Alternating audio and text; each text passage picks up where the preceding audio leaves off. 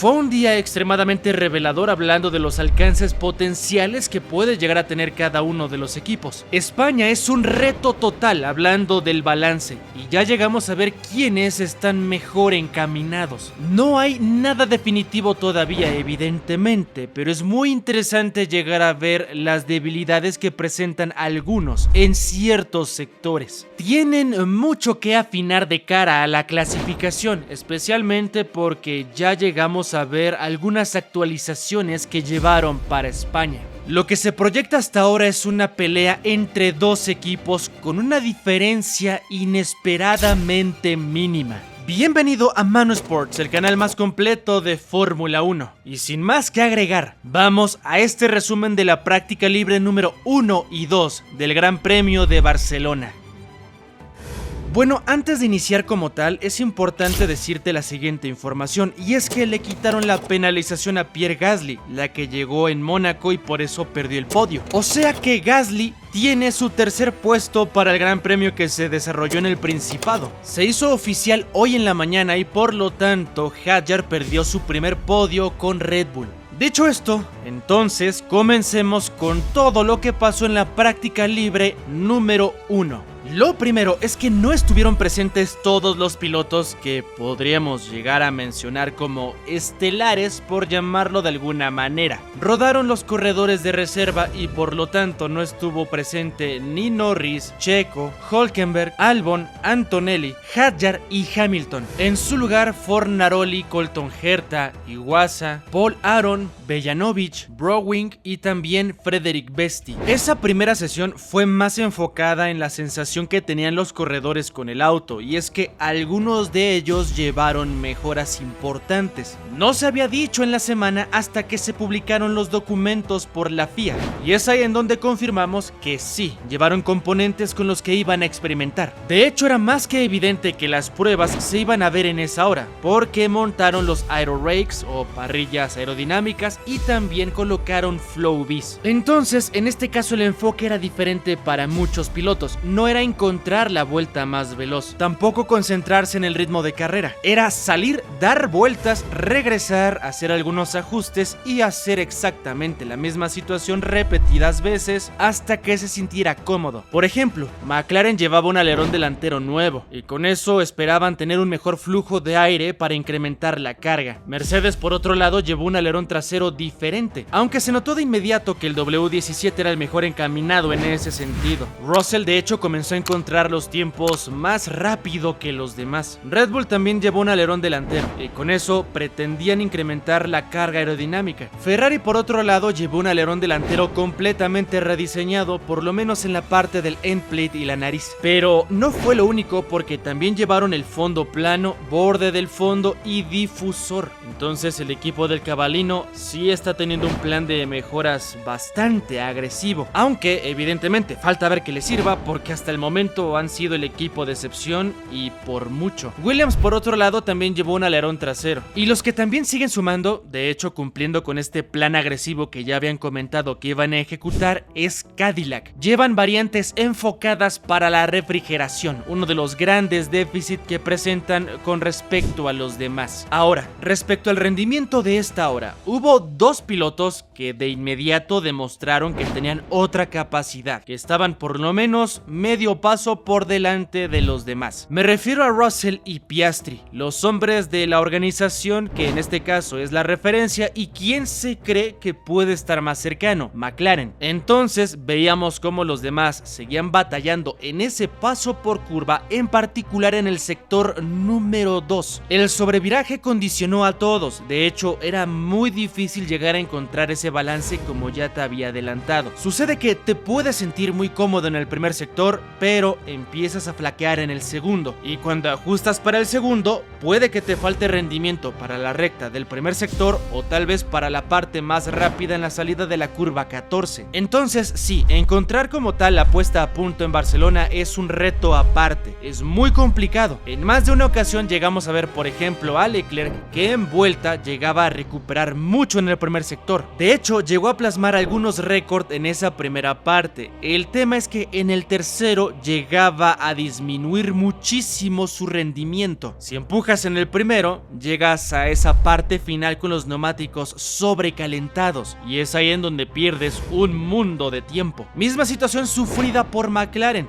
De hecho, Piastri tuvo un contraste muy interesante. Se quedaba con el récord absoluto del primer sector y también del tercero. La situación es que en el segundo perdía tanto que se quedaba siempre en ese margen de 2 décimas y 3 décimas a comparación de Russell. Para que nos demos una idea, esa parte intermedia es tan complicada y donde puedes llegar a ganar tanto que de hecho llegaban a perder de 3 a 3 décimas y media. Fue un reto constante, una y otra vez en cada uno de los intentos. Durante los primeros 20 minutos llegaron a tener neumáticos de compuesto medio para dar esas vueltas continuas, hacer la prueba en cuanto a la puesta a punto, pero simplemente nadie se sentía del todo cómodo. Llegamos a ver esta fase de las prácticas durante la primera media hora. Después de eso comenzaron a cambiar los compuestos, colocaron las gomas rojas, los blandos, y es acá cuando comenzamos a ver los ensayos de clasificación en donde Verstappen recortaba lo que habían dejado de referencia. El neerlandés se quedaba con el 1:17.047, un muy buen tiempo pero todavía muy alto. Lo podemos asegurar porque era solamente 3 décimas más veloz que Russell, y hay que tomar en cuenta la diferencia de compuestos que tenían, George con medias y Max con blandas. Por esa situación se veía todavía un amplio margen de mejora para el corredor del equipo alemán y también para Piastri evidentemente. Y de hecho esto se vio evidenciado prácticamente de inmediato. 5 minutos después George colocaba el 1:16.363, récord absoluto del primer, segundo y tercer sector. Estaba haciendo un desempeño espectacular por parte de la creación de James Allison. El W17 estaba siendo más veloz por 684 milésimas. Piastri por otro lado pudo acercarse, pero es exactamente lo que ya te había contado. Récord absoluto del primer sector, récord absoluto del tercero, pero en el segundo perdía una infinidad de décimas. Con eso se quedaba a 2 décimas completas de George, lo que hablaba de un déficit muy importante hablando de esa zona en particular. Tenían que encontrar ese balance si es que querían meter presión a la organización de Wolff. Eso es hablando de los equipos que estaban bien encaminados, y en cuanto a los que estaban sufriendo y muchísimo, tenemos a dos. Red Bull por un lado, que no se sentían para nada cómodos en el paso por curva, de hecho mantenían un tren trasero extremadamente nervioso. En cada vuelta se veía como Verstappen tenía que estar corrigiendo constantemente, algo que evidentemente no le permitía competir en ninguno de los sectores, entonces era más un enfoque hacia la corrección de eso. Otro equipo que simplemente después de un punto, cuando montaron neumáticos blandos, ya no pudo siquiera acercarse, fue el equipo de Ferrari. Leclerc, que era el corredor que estaba presente hablando de los pilotos titulares, estaba perdiendo en cada sector, no conseguía recuperar en ni uno. Presentó un déficit muy importante hablando de los equipos que estaban compitiendo en la parte superior.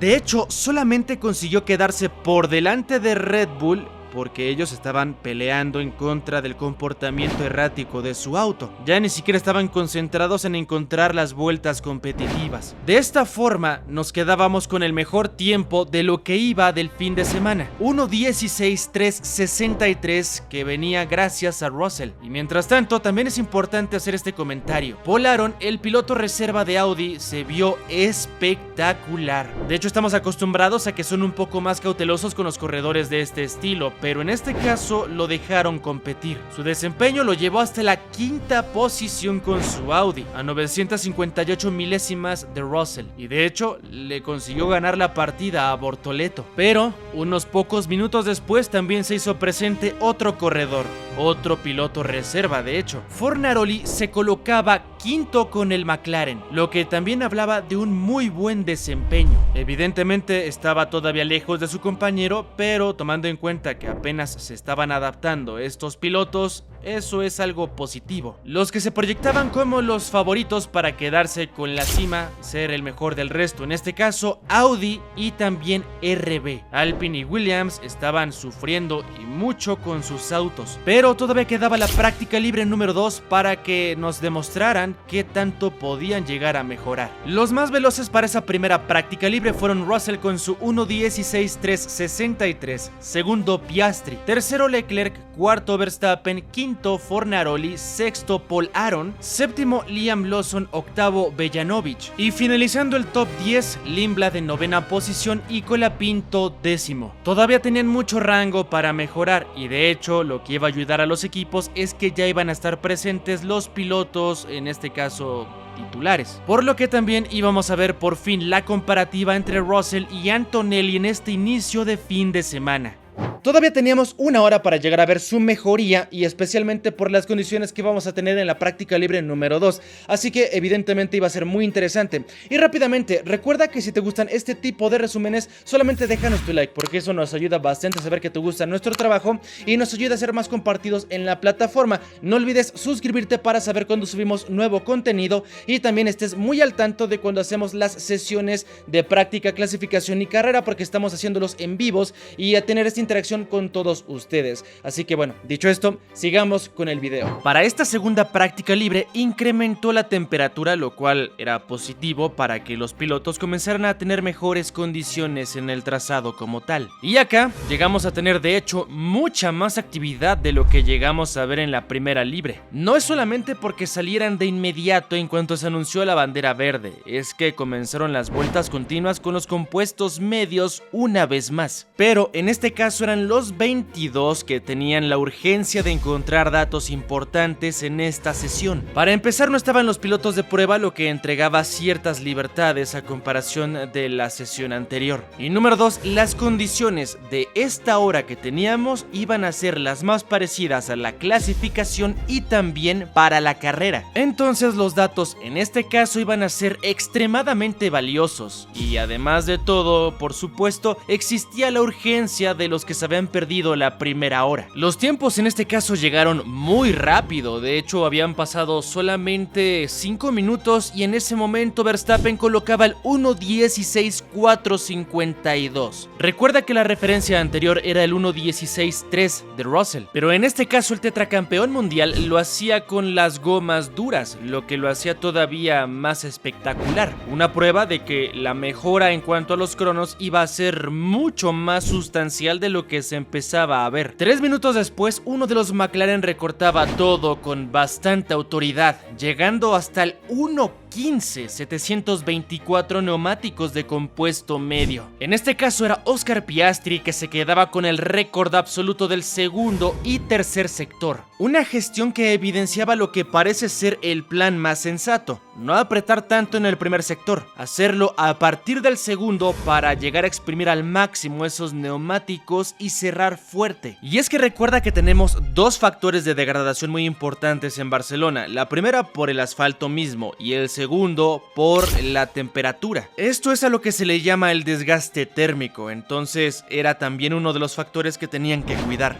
De hecho, la abrasión estaba siendo mucho mayor de lo que se tenía proyectado. Después de una vuelta competitiva, el rendimiento de esas gomas caía de forma dramática. A diferencia de otras fechas, en este caso no daba la oportunidad de dar dos giros fuertes con el mismo juego, y eso también va a ser un factor muy importante para la clasificación. La administración de los neumáticos disponibles va a ser una variable que se agrega a todo esto. Seguimos adelante con el desarrollo y es cuando comenzamos a ver ciertos problemas que se estaban haciendo presentes en algunos equipos. Organizaciones que parecía que estaban un poco mejor encaminados, que no se veían tan perdidos, pero que de repente comenzamos a ver cómo llegaban a darles a sus pilotos autos inmanejables. Max Verstappen con los neumáticos duros comenzó a tener problemas muy serios. En el paso por curva, simple y sencillamente estaba totalmente perdido. El tren trasero del RB22 era sencillamente incontrolable. Se fue largo en varias de las curvas y a pesar de que pasaba el tiempo, no encontraban nada de soluciones. Se mantenía en ese mismo nivel, en la tendencia negativa. Evidentemente la desesperación comenzó a superarlos porque simplemente no encontraban el balance avance que les permitiera llegar a regresar a lo que habían tenido en la práctica libre 1. Lo más preocupante evidentemente es que los demás equipos sí estaban mejorando. El estancamiento de Red Bull se hizo todavía más evidente cuando Russell llegó a acercarse a Piastri a 221 milésimas. Mientras tanto el neerlandés estaba a 728 con su mejor vuelta. Otros pilotos que también llegaron a encontrar su camino fueron por ejemplo Antonelli y Lando Norris. Ambos pilotos aún estaban lejos de sus compañeros, pero la realidad es que ya comenzaban a recortar poco a poco, fue progresivo. Se estaban desarrollando varias vueltas y mientras teníamos esta actividad entonces llegó una pausa repentina e inesperada. Un tema de fiabilidad fue lo que afectó a Lawson con su RB. Con esto se activó el protocolo de Virtual Safety Car, uno realmente breve porque estaba cerca de una de las escapatorias y por esa situación solamente 2 minutos se llegaron a perder. Cuando se reactivó todo teníamos todavía mucho tiempo por delante, 40 minutos. Para ese momento todavía no cambiaban de compuestos, se mantenían con los medios para dar algunas vueltas más. Un par de minutos después uno de los corredores tomó la iniciativa, fue Verstappen, que montaba las gomas blandas, pero esa decisión, contrario a lo que podrías llegar a pensar, realmente no fue algo positivo porque se mantenía ese déficit con el que había estado sufriendo. El número 3 lanzó la vuelta, pero perdió bastante en el primer sector, haciendo récord personal del segundo y el tercero. Al final, con los compuestos blandos, se quedaba tercero a casi 6 décimas de la referencia, 1.16.321, a comparación del 1.15.724 de Piastri. Eran neumáticos que en teoría le debían de dar más adherencia, pero no fue así, seguía pasándola bastante mal. Cuando entramos a la última media hora fue cuando incrementó mucho la intensidad de los pilotos para llegar a encontrar esos límites en cada una de las curvas. Comenzaron a recortar sus tiempos de forma muy importante, plasmando récords en algunos sectores. Se llegaron a repartir esa pelea en primer sector, segundo y tercero. Pero eso fue únicamente hablando de Mercedes y McLaren. Ferrari